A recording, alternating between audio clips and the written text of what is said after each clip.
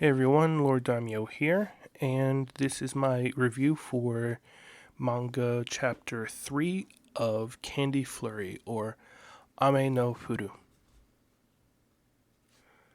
So the chapter starts off with Tsumugi and Misaki in Tsumugi's classroom, and they are talking about what happened in the previous chapter.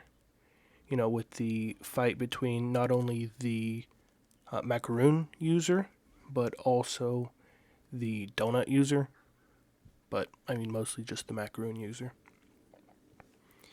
And Misaki's saying, sure, I'll trust you, but I'm still gonna keep an eye on you just in case. And then, sort of what I was thinking before, because I was hoping Tsumugi would be like a separate entity, but would still get the benefits of a reset agent. But no, she just decides that she wants to become a reset agent. So this is a completely different.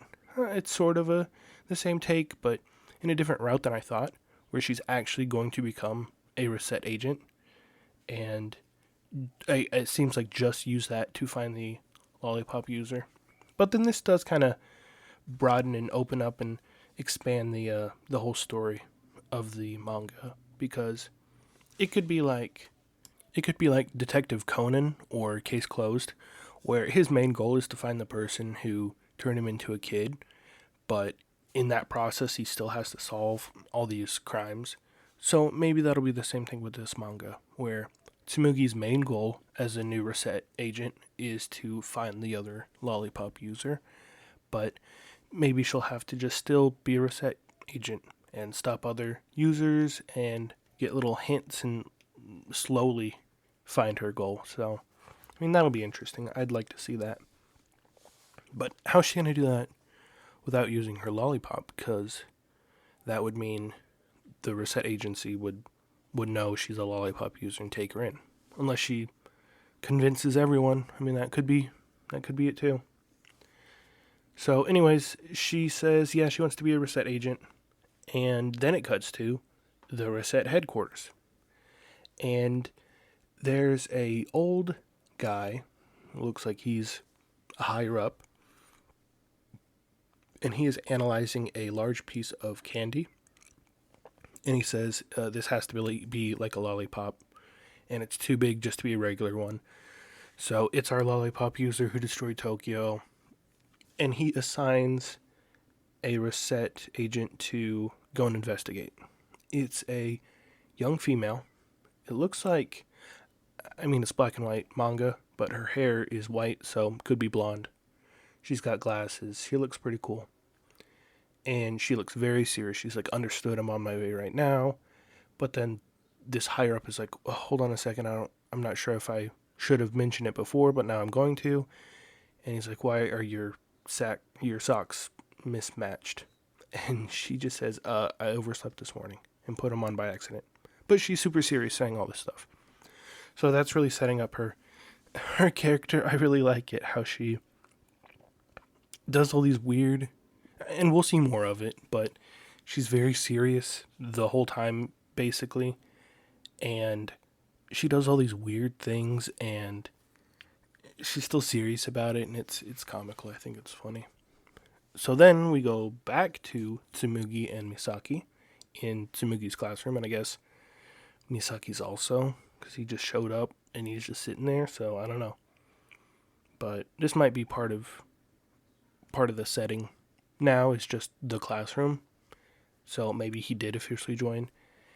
And I think it's this way because also we see, after Tsumugi and Misaki are just talking about like finding the real culprit and all that stuff, that one bully who really liked Tsumugi and beat up Misaki, his name was Kishizaki. Yeah, Kishizaki. So he comes in saying, "Hey, Tsumugi, don't say no to me. I want you as my girlfriend, and I'm gonna beat you up, little Misaki, just like I did yesterday." And then here comes our agent girl, and she's like, "Move it," and he's like, "Oh, okay, sure." And we find out her name is Irie, and she's a senpai for our two younger main characters. So apparently she also goes to this school. It's kind of weird, and it sort of sets a theme that I hadn't realized before now, and I think they're really cementing. And it's that all of these main characters are also just in school. And I think that's funnier because it's not like My Hero where kids are fighting crime and stuff. It's kids are fighting crime and being police and doing all these adult things, but they're doing it with candy. So it's a real juxtaposition between maturity and them doing adult things and being serious, but yet they're doing it with candy while in high school uniforms or middle school uniforms, and it's kind of funny. It's like this sort of whole thing about, oh, I'm a candy user and I'm fighting crime. This could be something that kids just make up and play at recess or after school. So the fact that it's all real and that they're the important people in society is kind of funny. Or, I mean, they're maybe not important because we saw a head reset person who was like a man with a beard, but I mean, they're hiring children, middle schoolers and stuff, to be basically like police agents, so it's weird. But I kind of like that idea. So here comes Irie. She punches this bully guy in the head, Kishizaki in the head, and he's like, "Hey, reset agents aren't supposed to harm civilians, right?" And Irie says, "Oh yeah, that's right." But then she doesn't do anything about it. She's like, "Oh yeah, you're right. That's right. We're not supposed to." But she still did it anyways. So that's another quirk of hers. It's funny. So then she says, "Hey, are you Misaki? Are you the new transfer student?" And he said, "Yes." She just says that, "I'm Irie. I'm also a reset agent, and I got like a secret mission, and I got to pick a partner, and you're my partner." And he's like, "Oh, okay." And then she immediately starts questioning him, saying, "What happened yesterday? Were you there?" And he's like, "Yes, yes." And Tsumugi's like, "Oh no, here's another reset agent that might be onto me as the lollipop user." And as Irie is talking to Misaki, Tsumugi's like, "Oh, hey, and Irie's like, "Do you object to this? You're not even a part of it, And she's like, "Oh no, I was just, overreacting or whatever." And then, she's like, "Oh, she's really competent, she's really serious, she's really smart, unlike Misaki." And then she sees her unmatched socks and she's like, "Or maybe she's not?" So, and then Irie's like, "Well, were you there yesterday?" And Tsumugi's like, "No." Misaki's like, "Yeah, she was. She was, running away." And she's like, "Oh, okay, good." So then she leaves the classroom. And another part of her thing is as Irie's walking away, she's like, "Oh, I forgot my book bag at headquarters." And then she's like, "Or not?" Like, why she's so serious, but then she's like, "But wait, did I?" We'll see more of that. It's something. She's very unique. So then it's after school. Misaki and Tsumugi are, I guess, just outside of school or walking home. And Misaki's like, "Oh, do you think there's a chance that she was sent here to look for the lollipop user?" And Tsumugi's like, "Oh, yeah, duh. Like, I'm glad you didn't realize this when she was in front of us. You would have been freaking out and blowing my cover." And she's like, Tsumugi's like, "Well, if Irie's like all those other reset agents that got beat up by that macaroon user, then I can take her if she suspects us, so it's not a big deal." And Misaki gives us some information about the hierarchy of the Reset Agency and says that no, him and all those other Reset agents were 1-star agents, and they're basically like the frontline fodder. They're really weak. But Irie is a 3-star agent, and there's like also 2-star agents, but she's like so above Misaki and all these other 1-star agents that she's a 3-star. So I don't know if there's a 4 or 5, but I mean, we at least know there's 1, 2s, and 3s. So he said that them needing to take out the lollipop user, and they just sent 1 3-star agent, tells you how strong 3-star agents are. So then, all of a sudden, as Misaki and Tsumugi are talking, here comes Irie just hey, how's it going? And Misaki's like, oh my gosh, he scared me. But Tsumugi's so cool. She's like, oh, hello. And Irie's like, why are you two talking to each other so much? Like, you were talking all day in class, now you're talking after school. What's going on? Trying to, I guess, discover who the lollipop user is. Maybe she suspects it's Tsumugi. And they're like, oh no, we just really get along together, yeah. And Irie's like, oh, okay, I understand. And then she tells Misaki, good luck, love's a wonderful thing. And I don't know if we're in the same ideas about Irie as Tsumugi is. Like, I don't know if she's serious about that or if she's so smart that she's playing dumb this whole time, like even with mismatched socks. But I think I think every character is going to just be like a dumb little kid like Misaki is. And I mean, Irie seems to be like that too, except Tsumugi. I mean, Tsumugi's vain and stuff, but she seems the most mature out of all these other ones. So, but all of a sudden, there's a truck, like a delivery truck, and the brakes aren't working, and classic superhero stuff, and it's on its way to, at high speed, careen into a store or a restaurant or a grocery store or something, some sort of building. It says Royal on it, but we don't know what it is. So Misaki's like, oh no, we gotta do something. And Irie says, no, don't worry, I got it.